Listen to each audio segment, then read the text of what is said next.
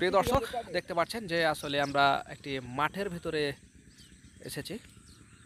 আসলে এখন হচ্ছে কি যে আসরের নামাজ পর আমরা চলে এসেছি।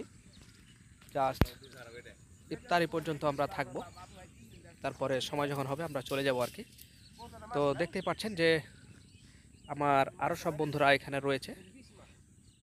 তো এই যে দেখতে পাচ্ছেন আমার বন্ধু মহল, তারা এখানে বসে আছে। আসলে এখানে বসার মূল লক্ষ্য হচ্ছে যে এখানে যে ছাগলগুলো রয়েছে সেগুলো চড়াচ্ছে। কারণ দেশে তো বুঝতে পারছেন যে এই সকল জিনিস যদি না পালন করা হয় তাহলে কিন্তু আসলে ভালোভাবে বেঁচে থাকা অসম্ভব। তো তারই ধারাবাহিকতায় কিন্তু আসলে এই ছাগলগুলো চড়াতে আসা। তো ভাবলাম যে একটু টাইম পাস করা যাক। ধান লাগা হয়েছে দেখতে পাচ্ছেন। ধান এবার একটু দেরিতে লাগা হয়েছে, কারণ এখানে পানির সেচের যে সংযোগটা ছিল সেটা আসলে একটু ত্রুটি হয়েছিল, যার কারণে এই সেচের কারণে আর কি ধানগুলো লাগাতে দেরি হয়ে গেছে। তো ইনশাল্লাহ ঠিক হয়ে যাবে। মোটামুটি 15 দিন মতন দেরি হয়েছে আর কি।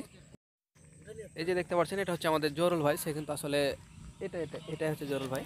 সে কিন্তু রোজা করেনি, আসলে কিছু বলার নেই। আসলে মিথ্যা কথা বলতে পারলাম না, যেন সত্য কথাটা বলে দিলাম। তার রোজা করতে ভালো লাগে না, এটা হচ্ছে সবচেয়ে বড় কথা। এটা হচ্ছে আমাদের কাবির সাহেব। এই যে সে হচ্ছে ঘুরে বেড়ায়, ছোট বড় সবার সাথে, আর কাজ হচ্ছে ঘুরে বেড়া। আমরা এবং সে সাথে সাথে আর কি সেও আমাদের সাথে এলো।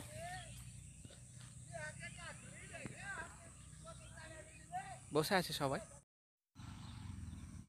আমরা যে জায়গাতে আছি দেখতে পাচ্ছেন যে এখানে কিন্তু আমের গাছে কিন্তু আম আসেনি, এখন জাস্ট মুকুল।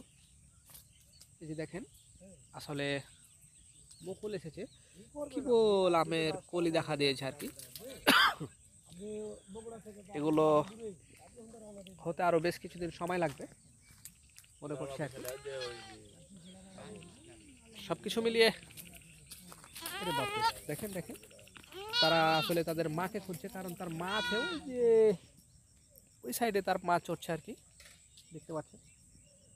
সেখানে গেল, তার মাকে খুঁজছে।